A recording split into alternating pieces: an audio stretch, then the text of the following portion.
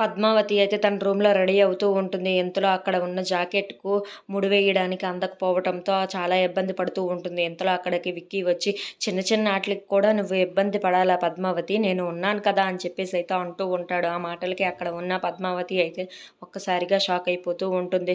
ఏంటి సారు అంటున్నారు అని చెప్పేసి అయితే అడుగుతూ ఉంటుంది. అవును పద్మావతి, నేనున్నాను కదా, నేను నీకు హెల్ప్ చేస్తాను కదా అని చెప్పేసి అయితే తన ముడినైతే వేస్తూ ఉంటారు. అలా చూసిన పద్మావతి అయితే తనను చాలా ప్రేమగా చూస్తూ ఒక్కసారిగా అలా చూస్తూ ఉండిపోతుంది. ఇంతలో అక్కడ ఉన్న విక్కీ అయితే పద్మావతి అని చెప్పేసి అయితే దగ్గరికి వస్తూ ఉంటాడు. ఇంతలో అక్కడ ఉన్న పద్మావతి అయితే సారు నేను బయటికి వెళ్ళాలి అని చెప్పేసి అయితే అంటూ ఉంటుంది.